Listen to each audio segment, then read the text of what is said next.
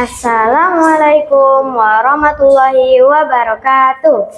Alhamdulillahirrabbilalamin. Wassalatu wassalamu ala asrofil anbiya'i wal mursalin wa ala alihi wa sahbihi ajmain. Amma ba'du. Faqala Allah ta'ala fil Qur'anil Karim, a'udzu billahi minasyaitonir rajim.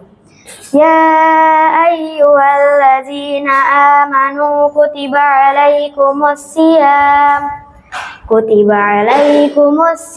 kama kutiba alal ladzina min qablikum la'allakum tattaqun. Alhamdulillah, segala pujian hanya milik Allah Subhanahu wa Ta'ala atas segala nikmat yang Allah berikan kepada kita sampai saat ini. Salawat dan salam juga senantiasa tercurahkan kepada baginda alam Nabi besar Muhammad Sallallahu Alaihi Wasallam, kepada keluarganya, sahabatnya, serta umatnya hingga akhir zaman. Dalam berpuasa terdapat 4 hukum yang perlu teman-teman ketahui. Yang pertama, wajib, yaitu mengerjakan ibadah puasa sesuai dengan perintah Allah dan Rasulnya. Dan ini harus dilaksanakan ya teman-teman. Jika tidak dilaksanakan maka akan mendapatkan dosa. Misalnya, makan dan minum saat berpuasa itu juga dapat membatalkan ibadah puasa kita. Kedua, sunnah atau mengerjakan sesuatu yang dilakukan oleh Nabi Muhammad SAW. Dan ini bernilai ibadah jika kita mengerjakannya. Kalau tidak mengerjakannya, maka tidak akan mendapatkan dosa. Hanya saja nanti kita akan kehilangan keutamaan dan pahala dari mengerjakan ibadah tersebut. Dalam hal berpuasa, banyak sekali sunnah yang dilakukan oleh Nabi. Misalnya, menyegerakan sholat tarawih atau qiyamul lail, makan sahur ketika waktu fajar atau subuh, dan menyegerakan berbuka puasa ketika azan maghrib tiba. Yang ketiga, makruh, yaitu sesuatu yang diperbolehkan tapi Allah membencinya, dan sebaiknya ini ditinggalkan ya teman-teman. Misalnya, dalam ibadah puasa, kita dilarang berkumur secara berlebihan, baik ketika sedang wudhu atau hanya sekedar berkumur saja, karena dikhawatirkan dapat membatalkan puasa jika ini tertelan dengan sengaja. Akan tetapi, kalau tidak sengaja, maka tidak apa-apa.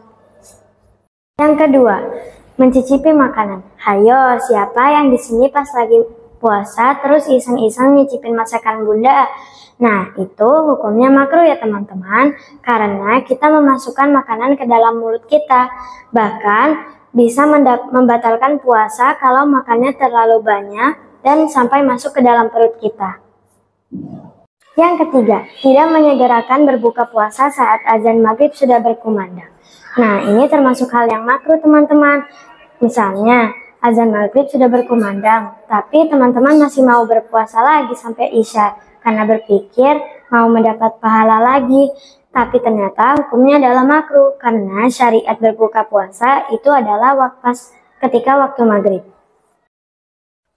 Yang keempat, mengumpulkan ludah dan menelannya, ini juga termasuk sesuatu yang makruh. Banyak orang yang melakukan hal seperti itu agar mengurangi dahaga. Padahal hal tersebut dapat membatalkan ibadah puasa kita. Dan yang terakhir, menggigit-gigit benda dengan sengaja, apalagi yang berbentuk permen karet. Walaupun benda dan permen karet tidak ditelan, tapi sari-sarinya bisa masuk ke dalam perut kita sehingga bisa menyebabkan puasa kita menjadi batal.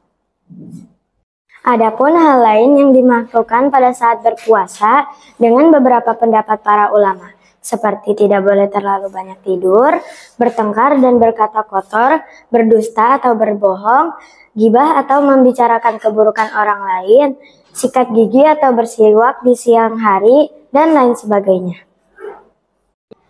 Nah, untuk hal yang diharamkan, itu ada banyak teman-teman, dan bisa membatalkan ibadah puasa kita. Misalnya, makan dan minum dengan sengaja, muntah dengan sengaja, keluar haid atau nifas, dan sebagainya.